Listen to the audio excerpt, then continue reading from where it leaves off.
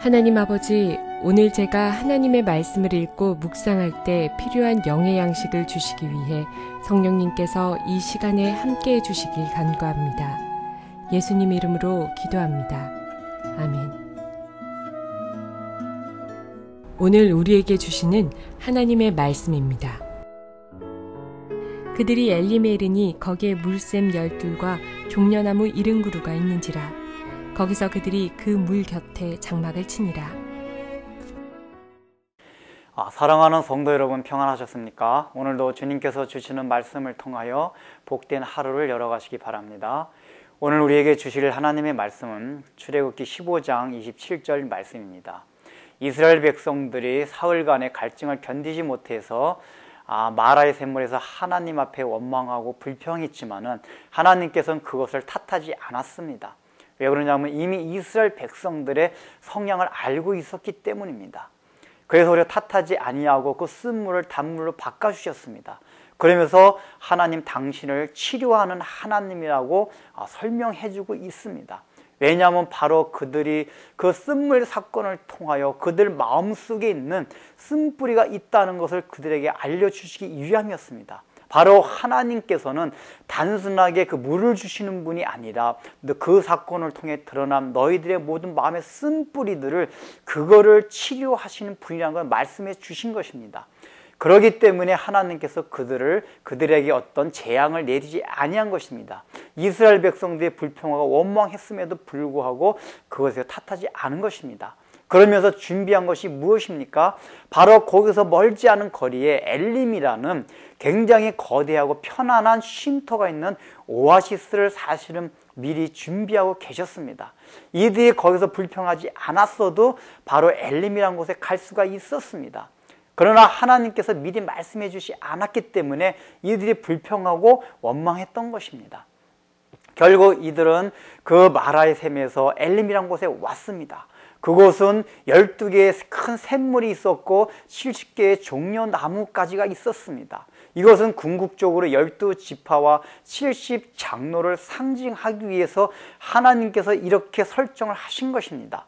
즉 이거는 나중에 모든 믿는 사람들이 궁극적으로 쉬게 될 영원한 안식처를 상징하고 있습니다. 그렇지만 실제로 우리가 이 땅을 살아가면서 광야 같은 산 가운데서 하나님께서 때때로 주시는 쉼터요 편안한 바로 안식처를 또 말해주고 있는 것입니다. 지금 광야의 특징이 무엇입니까? 제가 지금 출애굽기를 강의하면서 계속 강조했던 것이 우리가 구원받은 목적이 이 땅에서 편안히 살기 위한 것이 아니라 광야와 같은 삶을 살게 하기 위해서 우리를 애굽에서 출발시키셨다 하는 것을 많이 강조했습니다. 그런 얘기만 듣다 보면은 굉장히 마음이 많이 누릴 것입니다. 그러면 우리가 인생을 맨날 광야와 같이 이렇게 힘들게만 살아갈 것인가? 하나님이 그런 식으로만 우리 삶을 인도하실 것인가? 라는 생각이 들 것입니다. 그러나 그렇지 않다는 것입니다. 광야 생활 자체가 험난한 길이요 고된 길입니다. 우리의 인생이 그렇다는 것입니다. 예수 믿는 신앙생활이 특별히 그렇다는 것입니다. 그런데 중요한 것은 그 광야 곳곳에 하나님께서는 이 엘림과 같은 굉장히 큰 또 굉장히 편안하게 쉴 수 있는 오아시스를 중간중간에 준비해 두셨다는 것입니다.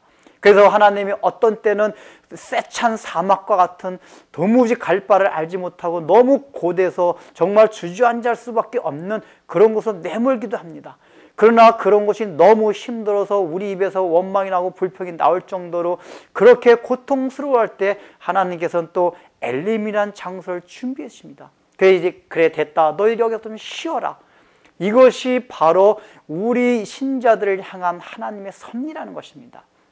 우리가 신앙생활을 하면서 인생을 살아가는데도 바로 이와 같은 과정들을 하나님께서 주기적으로 주신다는 것입니다. 늘 어려운 시험만 주시는 것이 아닙니다. 우리의 감당할 만한 시험만 주신다는 것입니다. 감당 못할 것 같으면 그것을 거둬가시고 또 참된 쉼이 있는 오아시스와 같은 환경과 그런 쉼을 우리에게 허락하신다는 것을 말해주고 있습니다. 그렇기 때문에 우리가 너무 겁먹지 말라는 것입니다. 야, 이 관계생활 이렇게 힘들 텐데 앞으로 이거 어떻게 갈 것인가? 라고 미리 겁먹지 말고 하나님께서는 때에 따라서 이렇게 시시때때로 주시는 또 좋은 평안한 우리가 생각할 때 아름다운 그런 쉼의 장소를 늘 군데군데 주신다는 걸 늘 생각하라는 것입니다. 그런 것을 생각할 때 얻을 수 있는 유익이 무엇입니까? 비록 내가 지금 이 광야의 어려운 가정을 만나고 있다 해도 맞아, 하나님께서 조금만 가면은 그 엘린과 같은 오아시스를 준비해 놨을 거야. 이 믿음을 가지라는 것입니다. 지금 이스라엘 백성들은 여기서 처음으로 이 경험을 했습니다. 한번 갈증을 겪고 엘림이란 쉼터를 얻었습니다. 이러한 과정이 광야 생활에서 반복이 됩니다. 한 번 해가지고 하나님을 신뢰하지 못합니다. 그러나 이러한 경험들이, 이러한 은혜들이 축적 돼가면서 그들이 하나님을 신뢰하는 법을 배우게 됩니다.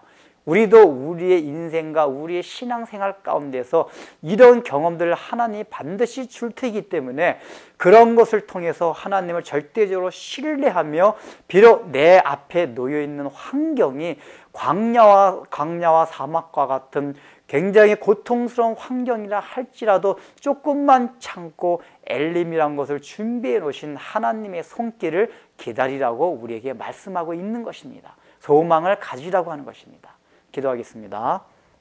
하나님 아버지, 참 주님께서는 우리들을 애굽에서 구출하는 것이, 죄악 가운데서 구원하는 것이, 저 가나안 땅에 가기까지의 많은 광야 생활을 통해서 우리를 연단시키려는 쪽으로만 생각할 때 우리의 마음이 얼마나 무겁습니까?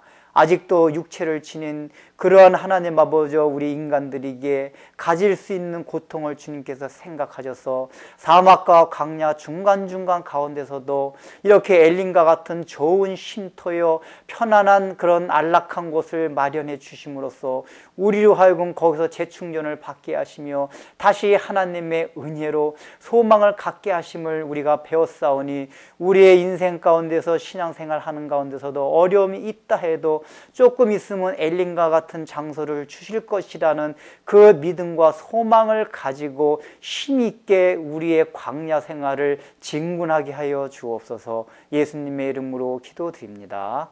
아멘.